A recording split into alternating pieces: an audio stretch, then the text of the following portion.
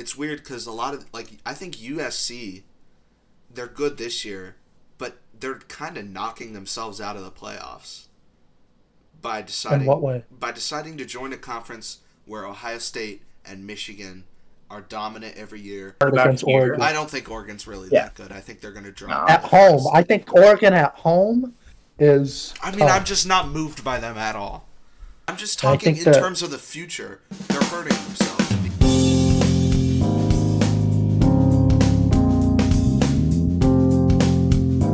Ladies and gentlemen, welcome back to On the Board Podcast. We're back after a little bit of a hiatus.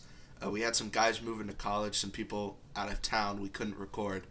So Jeff and Morgan are in their dorms now. Jack's still in Italy, or maybe he's back. I don't really know. But we're back. We missed some pretty big stuff with college football, so that's what we're going to be talking about.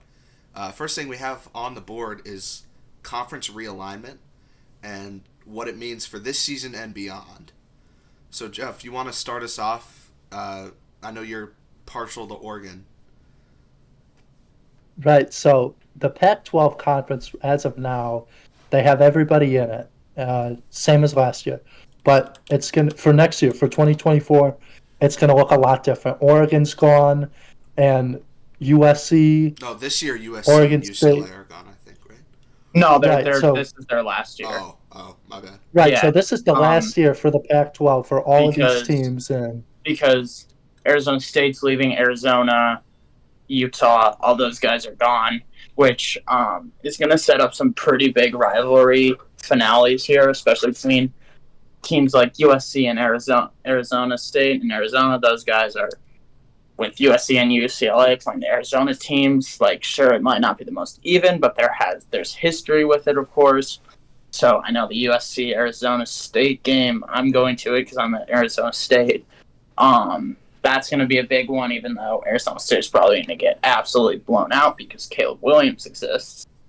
But I think that's a big plot line we have to look out for, is a bunch of teams' last meeting or potential last meeting for a very long time, especially in terms of conference play. Yeah, for sure. True. I mean, yeah, I agree. Like, a lot of the Pac-12 rivalry stuff is just falling apart. Regional conferences are falling apart. The Big Ten's coast to coast now, which has a lot of implications for stuff other than football. Football and basketball will be fine always, but it's like the other sports that are gonna suffer for it. Like softball, the Rutgers softball team has to go play Oregon now in a couple of years. Like, Which is ridiculous. yeah, it's ridiculous. That's not.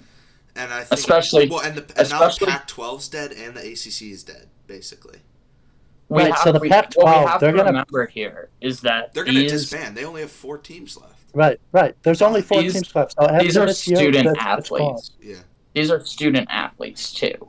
It's not professional or even semi-pro where this is what they do for a living.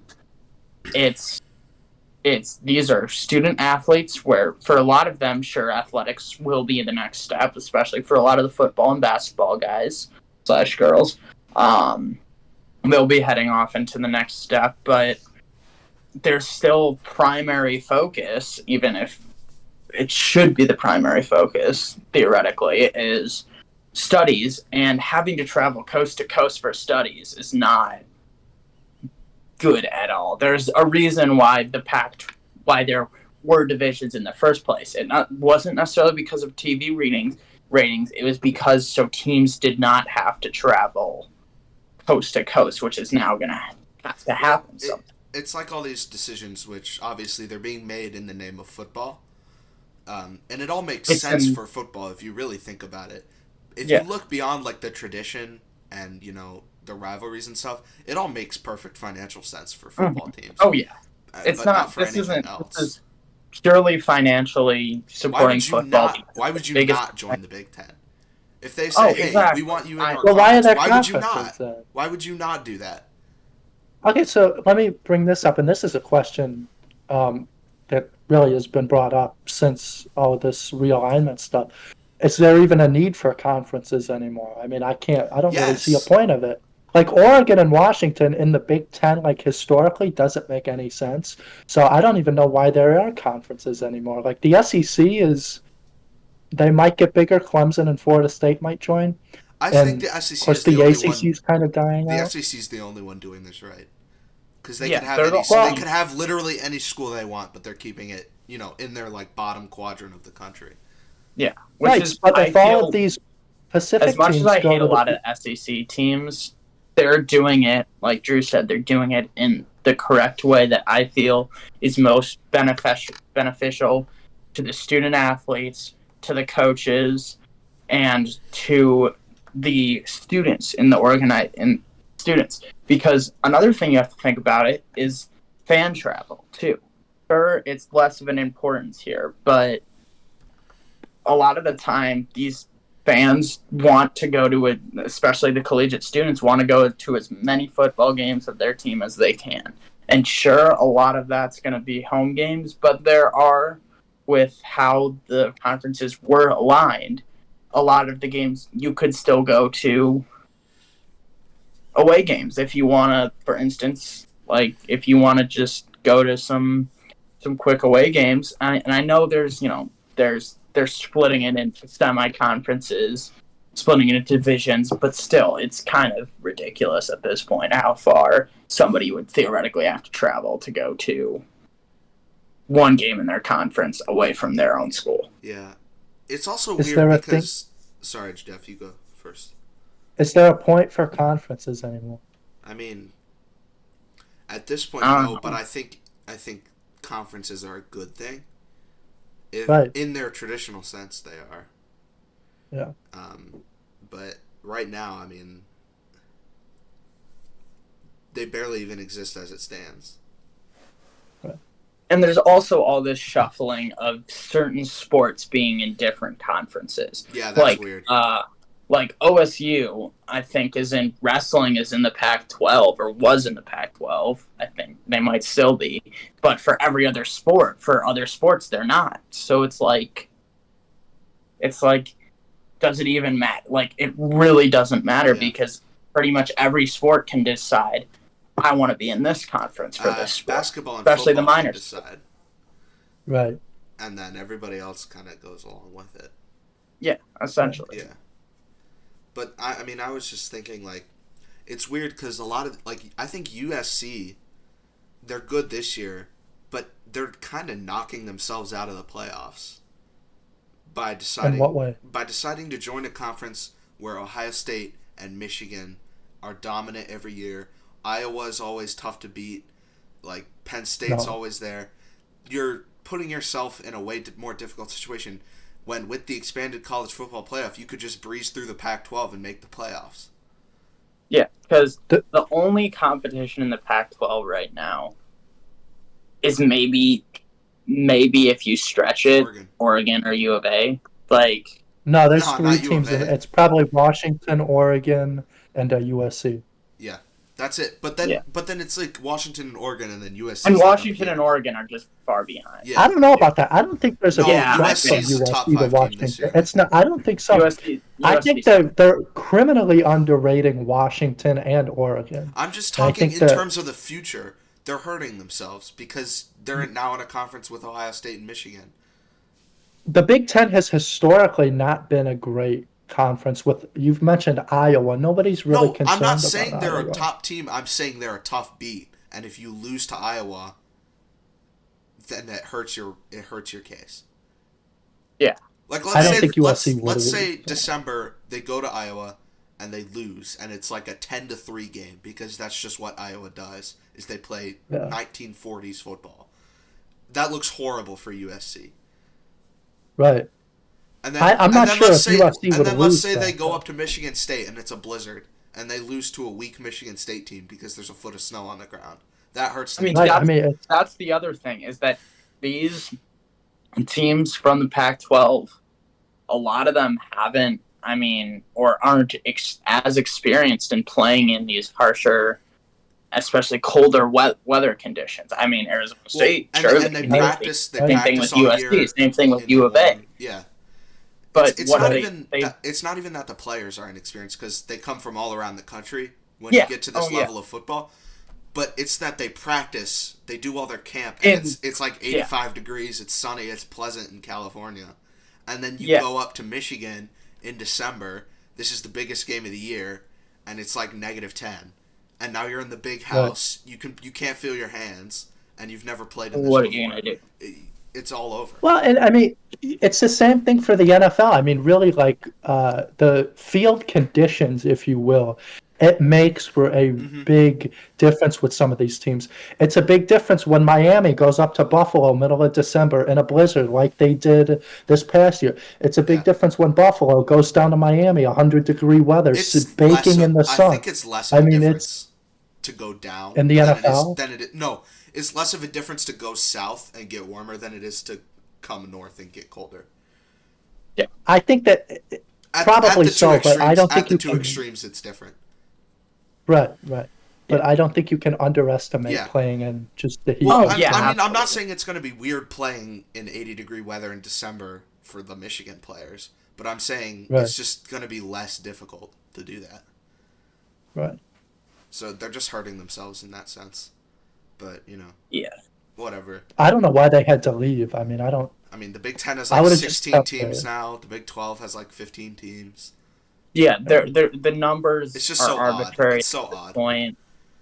It's So if like there's no point for conferences, I would just get rid of all of them. But I'd That keep just it that like creates such a traditional rivalry scheduling games. problem. yeah, that's the thing. I right, That but and you'd I have to I make sure agree you with the play your rival. concept of eliminating Mm.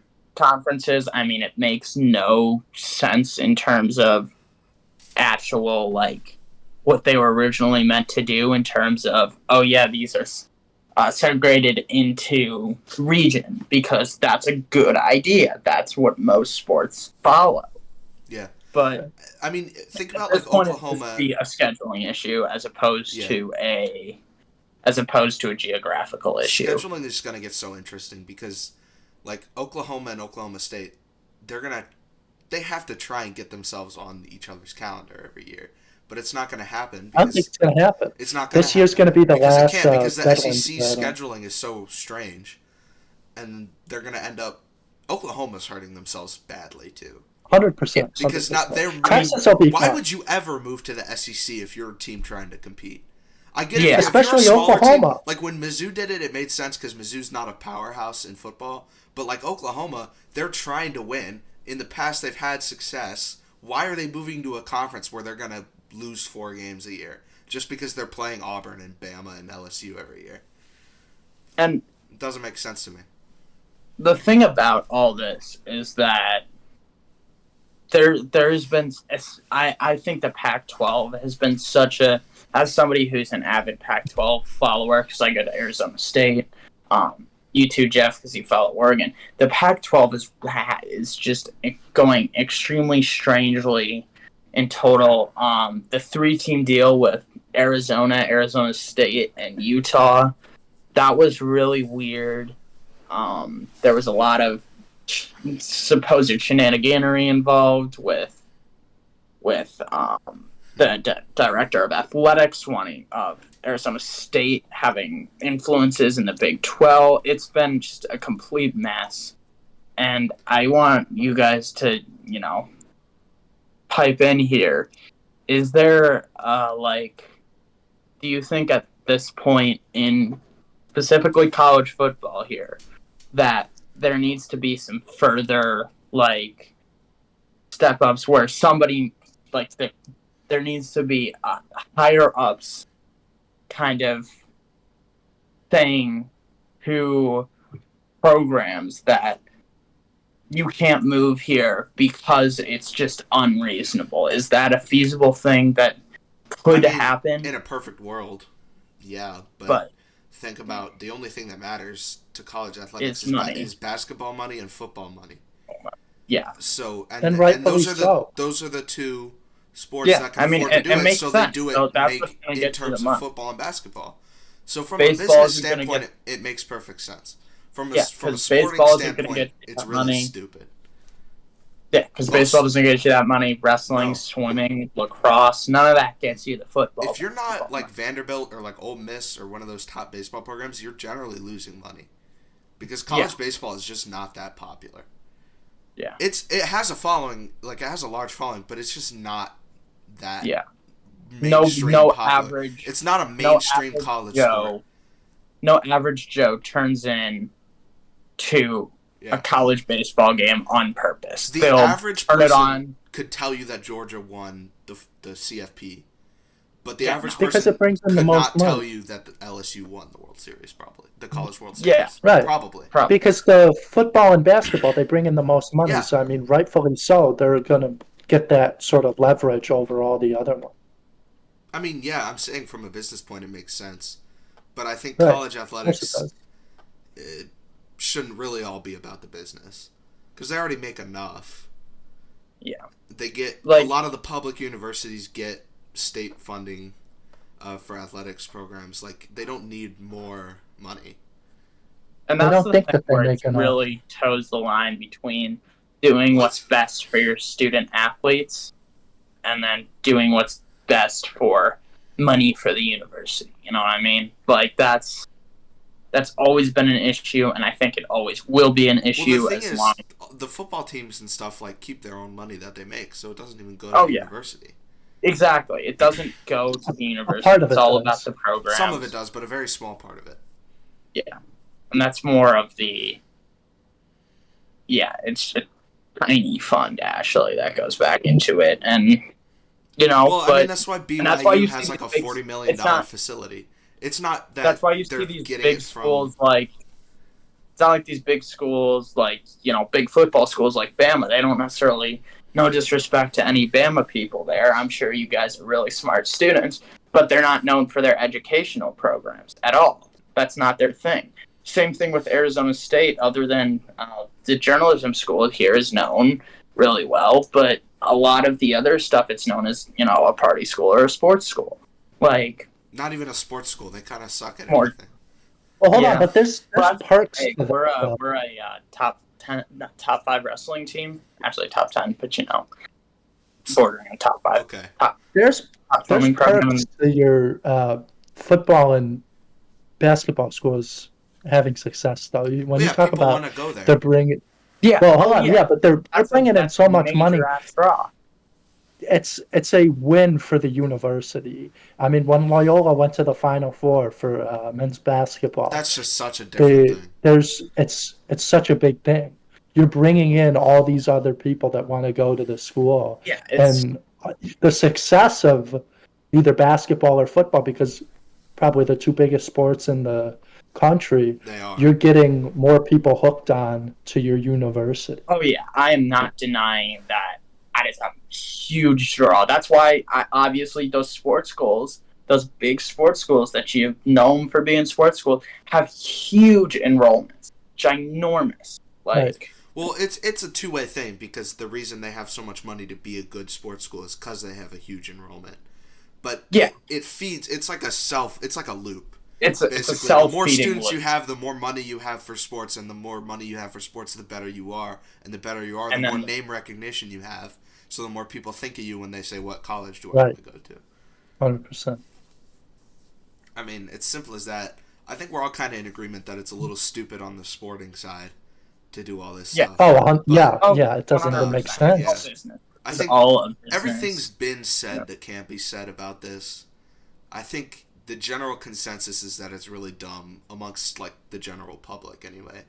But you can't really do anything about it. It is what it is. If you're thinking strictly business, this is probably a good idea for you. That you're probably all for this. If you're not thinking strictly business, you think this is stupid, most likely. Not speaking for everyone, but speaking for the people I've talked to, speaking for the people that I know, speaking for student athletes I've met and know, all of them think it's stupid when they're not thinking about the business side, because it just doesn't make any sense if you forego the business. Speaking of college football, we missed this as well while we were on our little break. The preseason AP Top 25 rankings are out, and it's pretty interesting. Some of this stuff. So I'm gonna go real quick. We'll go up to the top 10. So 25 is Iowa. 24 is Tulane for some reason. I'm not sure why. 23 is Texas A&M. 22 Ole Miss. 21 UNC. Also don't really get that one. 20 is Oklahoma. 19 Wisconsin. 18 Oregon State. 17 TCU. That's a big drop for them. 16 Kansas State. 15 Oregon. 14 Utah. 13 Notre Dame. 12 Tennessee. 11 Texas. They're probably the one I'd pick to be the biggest riser, if you ask me. Yeah. Oh, I agree. I think they could probably sneak their way up into the top 10 if things go right for them. Yeah. So then if one of these top 10 teams that he's about to mention here doesn't live up to potential. So we've got Washington is at 10. Mm-hmm. Clemson is at 9. They're gonna they're gonna rise, I think. Florida State at 8. Penn State at 7. USC at 6. LSU is back up to 5. Then the top 4 is in order. Georgia at 1, Michigan 2, Ohio State 3, Bama 4. I don't think that's really too surprising. No, not at all. Bama just has too many question marks to stay at 2 or 1 right now. They're still going to be good. It's Bama. Oh, they're still going to be amazing. They're going to lose. They'll lose 2 games. One of them will be to like Texas A&M or something, and then they'll get like 4th or 5th in the poll. Bama fans will be upset, but that happens pretty much every year. It's just a proving year for a new quarterback. Yeah, basically is what it's going to be. It's the cycling of Bama quarterbacks. They're going to be a little lower in the poll when they get a quarterback drafted out. Yeah, and then they'll rise back up again when the next quarterback inevitably turns into. I think in 2 years they're going to be really good, but they're in a bit of a lull, if you can call it that. Bama top 5. I'm looking at Penn State at number 7. I think that's really high. Over Florida State, Clemson, Washington, and Texas. Yeah. I don't know if I agree with that. I don't either. Yeah, I don't know if Penn State's a top 10 team. Yeah. I think who's at 11 again that we were talking about? Texas is 11. Yeah, I think Texas, honestly, is better than Penn State. Who's their quarterback this year? Is it Archie Manning yet? Ewers. It's not Manning yet. I don't really. Is it Ewers? I don't know. Let me look at their depth chart.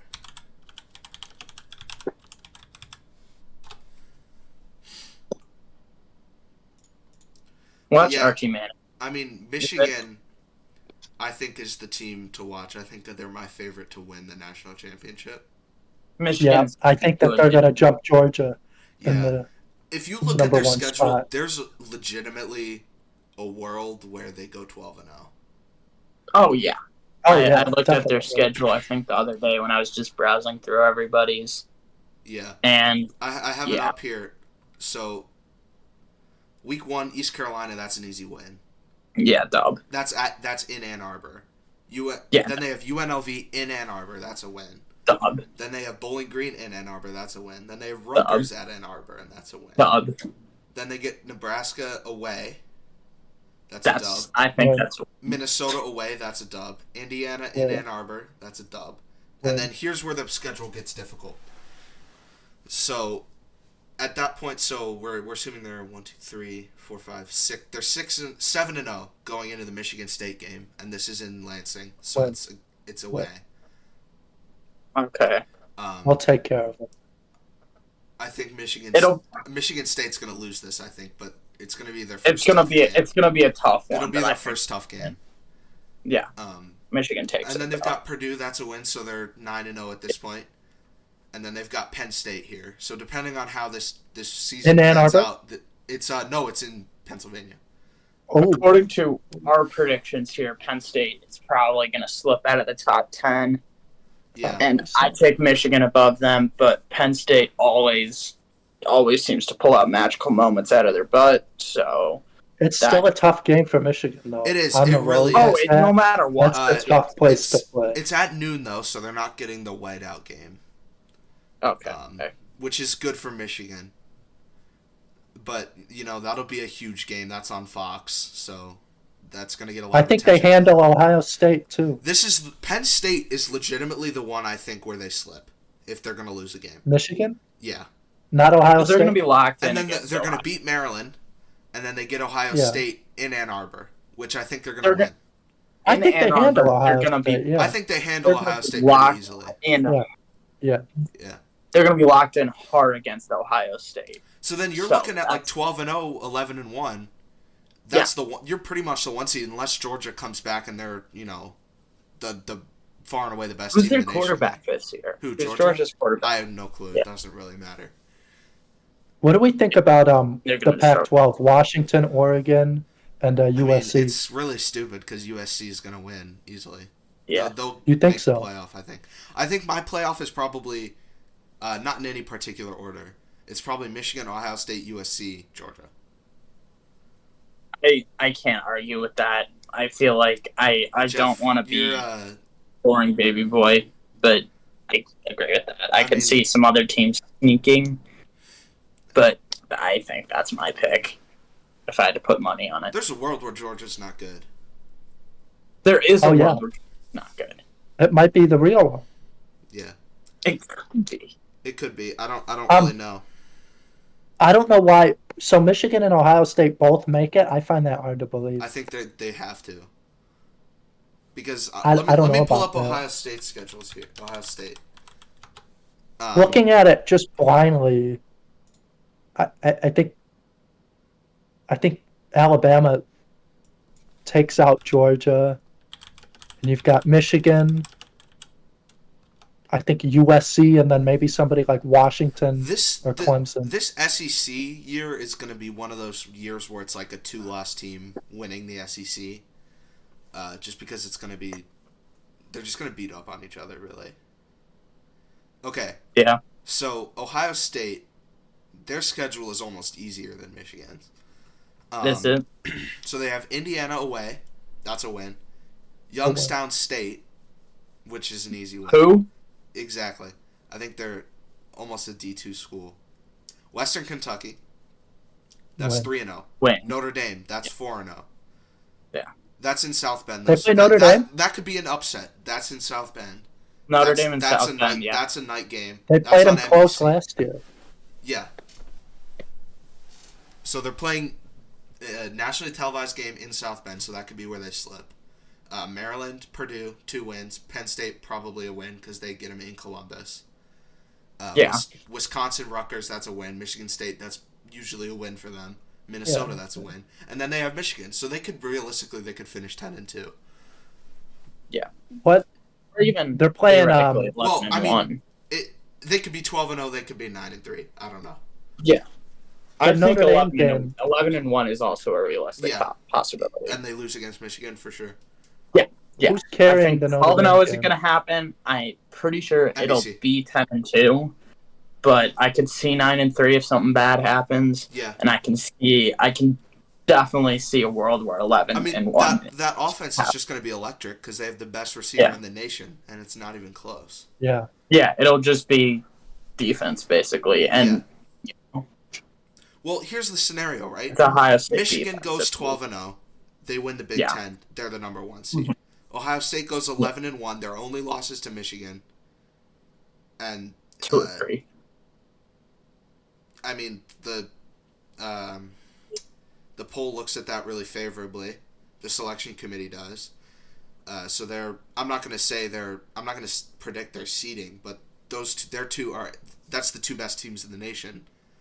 USC dominates Pac-12. They're undefeated or 1 loss. They're in. And then you get the SEC winner because the SEC's going to be pretty weak this year, I think. Can I throw something in there? Yeah. Yes. November 4th, USC is hosting Washington. That could be a trap game. Well, not a trap game. Washington, that could just be a loss. Washington beats them. Washington goes undefeated, wins the Pac-12. Are they in over Ohio State with the 1 loss? Well, they're not going to. They have to be. You don't think they're going to win the Well, Pac-12? if Washington wins the Pac-12, then USC's not getting in. Right. So they would USC's out of the picture if they with So then Washington Washington beating just them. replaces I'm talking USC. about. So Yes. are you still putting Ohio State in there? What happens if it's Alabama? Yes. Do you think Alabama's coming out of the SEC? Okay, here's the deal. No. It's Michigan, Georgia. Ohio State are my two locks. Okay. Okay. If the winner of the Pac-12 is undefeated, they're in. And likely that's USC. If they're not undefeated, they're out and it's two SEC teams. Probably Bama and Georgia. If it's not, if it's one SEC team, it's Georgia, and there are two losses. So you think a 2-loss Georgia team wins the SEC and gets in? Yes. Yeah. So you're going to have – okay, so let me just get this straight. You've got you have undefeated Michigan. Right. Yes. You have 2-loss Georgia. Yep. 11-1 Ohio State. Yes. And then your fourth team would be – Here's the deal. US. This is if the winner of the USC. Pac-12 is undefeated, they're in. Because that you can't ignore that as the committee. If they have a loss, especially if it's a bad loss, then it's going to be Bama. Especially if it's to another Pac-12 team. Or If Bama loses 4 games and it's LSU. team, I don't know. Especially one that is not named Washington. Yeah. That is going to be a big issue. They are not making it. Right. What about I two think Pac-12 teams? No, Two that'll never Pac-12 happen. teams That will never ever No, happen. over no, even there's if no way. even if somebody like assuming Washington, let's just keep it that they upset USC for this. 11-1 USC, 11-1 Oregon over 10-2 Georgia. No. A Pac-12 team that doesn't win the conference will never, ever, ever get in over an SEC team. You think so? I Wow. agree. Yeah. Over a 2-loss Georgia team. Over a 2 They're loss. I staying out. guarantee it. Wow. We've seen it so many You times. forget how We've seen it biased so the many committee times. is towards Well, SEC. and to a We've certain never degree, seen a 2-loss. to a certain degree, it makes sense because a lot of these SEC teams that have 2 losses because they just beat the crap out of each other all season. Yeah. Are so much better than these Pac-12 teams, and it's just not close. But yeah, I don't think a 1-loss Pac-12 team gets in. Mm-hmm. I agree. I would. Keep I think an there's eye a out chance on the Pac-12 this year. if something really weird happens. Can you read through USC's schedule real quick? I got it pulled up. I got it pulled up. Okay. Go so for it. they are first week. They're home against San Jose State. Win. Home against Nevada. Win. Home against Stanford. Win. On the road against Arizona State. L. Massive L. No, they're winning that by. Road against Colorado. Yeah. Win. Home against Arizona. Win. All right, so they're 6-0 at this point. Okay. You ready for this? At Notre Dame. Probably a win. Trap game. Yeah. Not a trap game. That's not what a trap game is. That's just a game where they. That's a game where they might just lose. And then, how about this? Home against Utah the following week. Let's say they pull it out. It's tough against Notre Dame. Yeah. And then home against Utah. Win. Well, it's either a loss or it's a tough win. I mean, they're not going to roll Utah, I don't think. No. I'm not saying they're going to roll. I'm just saying that I think it depends on how they handle Notre Dame. If they scratch by Notre Dame, I think it could be an L. Mm-hmm. If they handle Notre Dame decently, I think they win that by solid. Not by 4 scores, but I don't think it's a nail biter. It's not like a nail biter, yeah. So let's say they beat Notre Dame and they beat Utah. They're 8-0. What do they have next? Okay, so this is where it gets interesting. Not really this game. They're on the road against Cal. Oh, no, they win that. And this is where, 3 games left. And let me just say, the last game of the year, they're home against UCLA. I think they win that. Yeah. But after the Cal game, they are home against Washington. And then after that, they are on the road. Now that you're reading out this schedule, it's like, they're going to lose one of these games. Yeah. Because this is not a powerhouse USC especially team. With Notre Dame. This isn't like 05 or anything. They're a really good team, but they're not like a a mover in college football. They're not Michigan. They're not yet. Yeah, they're not. So if they don't have a loss yet, they're Especially It's with to on the Washington. road against So, Oregon. If they don't have a loss yet, it's to Washington first. I don't think they get through Washington if they don't have a loss going in. If they lose to either Notre Dame or Utah, they probably beat Washington, I think. I just don't see them losing two. I don't see them losing two. See, the issue So after Washington, they got the interesting on the part road about against here- Oregon. I don't think Oregon's really that good. I think they're going to drop. At home, I think Oregon at home is I mean, tough. I'm just not moved by them at all. Not by Bo Nix. No. I think he's dark horse Heisman. No. That's insane. He would have got it last That's year. If he bullshit. didn't get hurt against Washington, he would have got it last year. He was in the conversation. My name's not John. I'm recording a podcast, dude. Where were we? College. I think. Oregon and USC. I think USC probably wins that. I agree with Drew. I'm not super inspired by Oregon. I think I'm more inspired by Oregon than him. So I think they have a chance. I think I think it's not like the worst chance in the world, but I think USC still handles that pretty easily. I think that stretch again with Notre Dame and Utah. That's tough. That's a tough back-to-back. Washington. And with Washington and especially Oregon. with Notre Dame in the mix, I don't think there's a way where they go undefeated anymore. I didn't realize they had Notre Dame. Yeah. I wasn't familiar with that. It just depends on the type of season Caleb Williams has then. Yeah, this is all back on because Caleb if Caleb Williams has another elite season, another Heisman-worthy season, then the committee could sneak them in if there's a lot of pressure to not put two SEC teams in. Yeah. Okay, I'm gonna amend my statement. I think if USC's 11-1 and the winner of the SEC has 2 losses and that's the best record in the SEC, I still think USC gets in.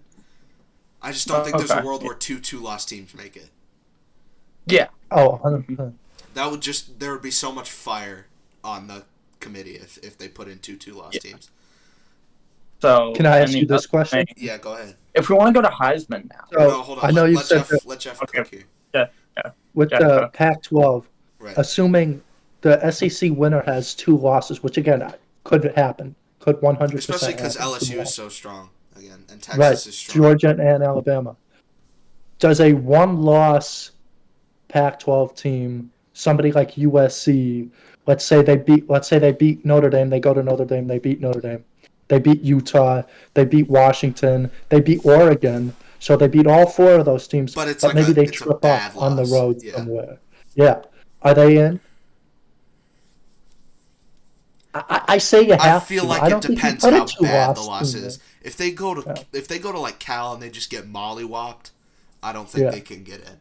But if they go to Cal and they lose by like a field goal and it's like bad conditions or something like that, I could see them still getting in. And that's usually how it is, Yeah. right? You're never going to go to Cal and get blown out. It's usually a close game. Cal's sneaky. I mean, look at Clemson with Pitt. Mhm. I believe. I think in 2016. I mean, they lost at the gun with that. I mean, you're not going to get blown out, but I mean, it could happen. And I mean, it's the decision to make. I think it's frowned upon with 2 losses. If we've learned anything over these last 8 years, which is why only one SEC team. If there is this is only if the winner of the SEC is 2-loss, which I think is going to happen. But I mean, of course, there's a world where Georgia pulls another 11 NFL defenders out of nowhere, and goes 12-0 again and rolls. But I mean, knowing Georgia, that's probably what's going to happen. I mean, I don't like that. Are we sliding the because ACC? I don't think Georgia hadn't won anything since the 80s, and now they won back-to-back too. Which, I mean, of course, they're a dominant program in college football, but I don't like this. Well, it's just Georgia. I don't like that at all. Yeah. Because Are we Georgia sliding the historically is not ACC? like that. Yeah. what about Clemson, yeah, Florida State? Are we sliding the I don't ACC think- out of this? Are we taking Yeah, we're them out? sliding the ACC out of this. I don't think. We are. Okay. I don't think the best team in Nobody the in ACC the is strong ACC enough. has a chance. Clemson's kind of. Clemson? Clemson's days are kind of. I mean, I don't want to say Over. they're They could over, get better. but they're lulling right now. They don't really have a quarterback. Klubnik is Yeah, the he's guy. I fine, think but he's like going when to they take a were, jump. I think think about he'll when take they a were jump. really, really good and they were competing with Bama every year. It was Oh, Trevor yeah. Lawrence, number 1 pick in the And draft. Deshaun Watson. Watson, 10th overall, or was he 10th or 12th? I don't even remember. But he was a top tier NFL prospect. They don't really have that right now. Right now, I mean, it could change in It could a change. few I'm months or not so. saying that it's not going to at all, but I don't think they have Trevor it right Lawrence now. was a true freshman, came out of nowhere I don't think he and came out of lit it nowhere. up. For No, That's a he did No, huge, not well, you know what I mean. that's He a wasn't huge. starting. He wasn't starting. They started Kelly Bryant, and Oh, they took him out. Lawrence came in, and he lit it up, and they ended up winning the whole thing that year. So I think it's something to keep an eye on, especially Florida State. I can't really get onto that right now, Florida Yeah. State, but I think Clemson, just knowing the success of their program over the last 8, 9 years or whatever, I don't think it's fair to totally wipe them off of the board here. It's I think you not, have to but I keep just them feel in, like and an of ACC course, team is just the bottom of the barrel in the eyes of the Yeah. committee. Yeah, that's even the a really thing. good team. They would have to. I feel like They have to Clemson be would have really to good. be- They have to be would a have really, really good team. I dominant. think just an ACC winner is not good enough. Oh, I feel like they would have to be a dominant team, 12-0, winning games consistently by considerable margins. Like where you're like, damn, this team's blowing everybody up. Like it couldn't be 1-2 score games. It would have to be 3 score games on a consistent basis, I think, for them to let Clemson in. Yeah. Unless something tragic happens with any of the other teams we mentioned. But yeah, right now. So do they have the best chance to do that? I mean, yeah, it's Clemson. They're Or is a it Florida powerhouse State? team. No, it's Clemson. I'd trust Clemson more, I think. But yeah, I would so too. Morgan wanted to talk about Heisman, so I've got the odds up here. Of course, it's all quarterbacks, which I despise. But Caleb Williams won. Caleb Williams is plus 500. He'd be the second player ever to win it twice. Jaden Daniels, LSU, plus 900. Then Quinn Ewers are the top 3. And then I just don't like this. Because you've Penix Jr. out of Washington, Klubnik out of Clemson. J.J. McCarthy, I think, would be my pick to win it if Michigan's Is good. Bo Nix on Bo on Nix this? is plus 16. He's plus 1,600. And then you've got like Drake May, Carson Beck. I mean, there's so many good players that aren't quarterbacks that are deserving. Blake Corum, I think he's going to win. And I hate when it's a quarterback that's just good or had a great season, but it's not a Heisman season. But they only win it because they're a quarterback. That's my least favorite thing in college football. I mean... Yeah. Think of how historic it was. It used to be way different. It used to be way easier for like a running back to win it. Now it's only the quarterbacks. Yeah, and that's the unfortunate. quarterbacks who won it used to have good years. They used to be. It used to be impressive when the quarterback won the Heisman. Now the quarterback is expected to win it. When Devontae Smith won it, it was like he had to have one of the best receiver systems of all time. Like that can never be matched. Look at Winston and Mariota. They had unbelievable seasons with both of their respective teams. I think Marvin Harrison Jr. is obviously the skill player you'd think would win it. Yeah. Not Blake Corum? No. Obviously. Marvin Harrison Jr. is the best non-quarterback player in the nation. I think he's the best college football player in the nation. Right there. That's up for debate right there. No, I don't think it is. But I think Corum's the best I think he'd have to have a season like let me pull up Devontae Smith's Heisman season. Stats. Okay. 98 receptions, 1,500 yards, 17 touchdown catches. Okay? That's through like 13 games of college football. That gets you an all-pro spot in the NFL where they play 17 games. Yeah. That's insane. He'd have to have I think for Marvin Harrison Jr. to win it, he'd have to have 100-plus receptions, 1,500 yards receiving, and 15-plus touchdown catches. And I don't think that's very likely, just because that's an insane thing to do. Especially when you don't have an elite quarterback. Yeah. Like Devontae Smith did. Yeah, I mean, because I just don't like it. especially I wish more when defensive players would win it. yeah, and It's not there gonna isn't happen. really I know. much. I mean, there's other skill positions players to cover, but the Devontae Smith situation was also that was a stacked receiving core. Right. Yeah. So there'll probably be a lot of doubles. As opposed to when Devontae Smith was, there was still doubles, but it was much more rare as to what I think will happen this year. So from a fan perspective here, because I know we all watch this every Saturday, like college football rules the day. Is it going to be weird when 2:30 comes around, 3:30, wherever, and it's going to be the Big Ten instead of the SEC? I don't think I Yeah. can fully wrap my head around that. I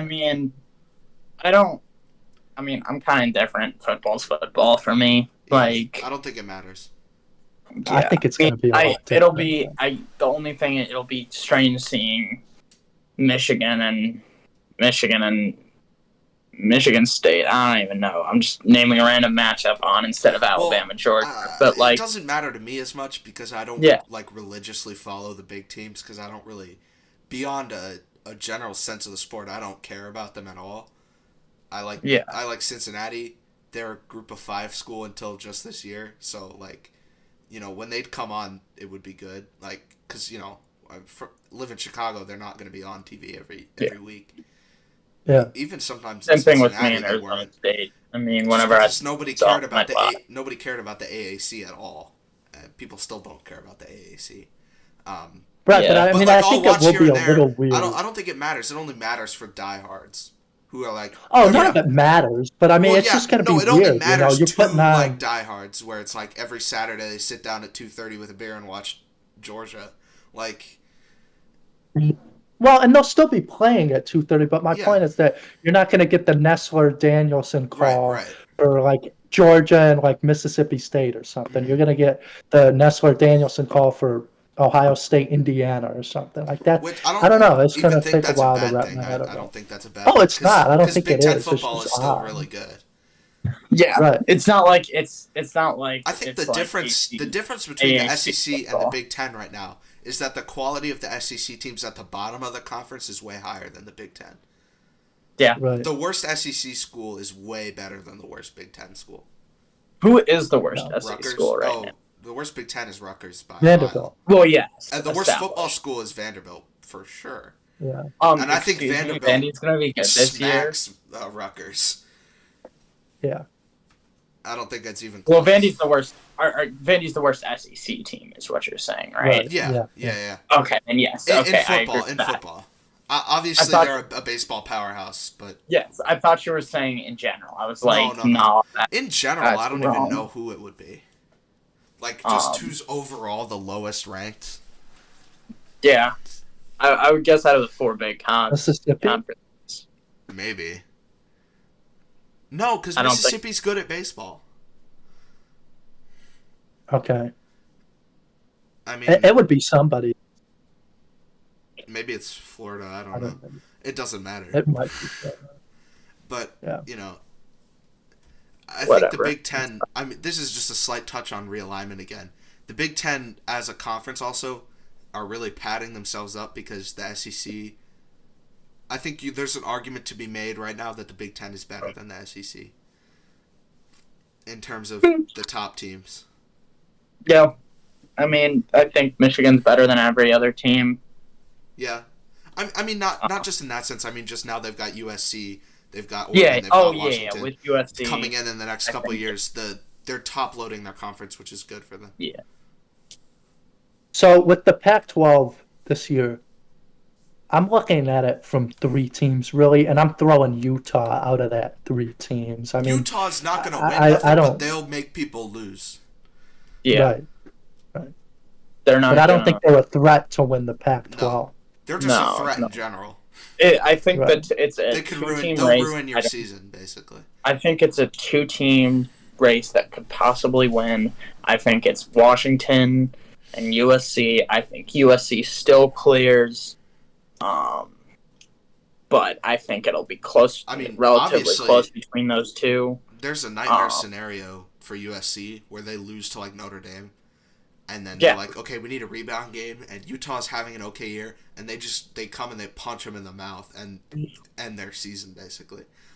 Because Yeah. There's a just can't count possibility them out. where they lose all 4 of those games. I don't find that very likely, but I mean, obviously, I think there is a I It think could three, happen. I think 3 losses there is what That's I can see the their worst floor. I can see them being is 3 losses. Their floor is 3 losses, in which case they don't sniff the college football playoffs. Oh, So, and then Washington wins.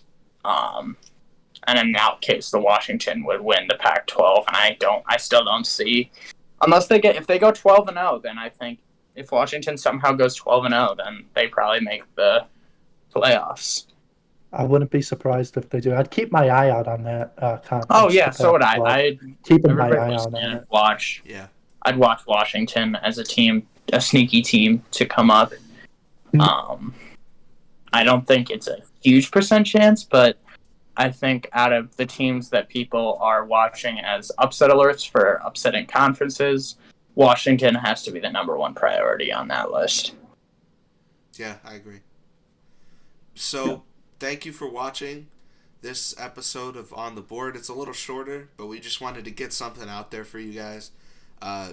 Sorry you missed Jack on this one, because he would have been fanboying over Alabama so hard. Oh, yeah. This episode would have been It would an have hour been and a half. Alabama number 1 the entire Because it would have time. just been Jack fanboying about Nick Saban's recruiting. But, Yeah. didn't get that. We'll hear about it next time, probably. Yeah. So thank you for listening. Follow us on Instagram and Twitter. The links or the usernames are going to be in the description of this one. And thank you for listening.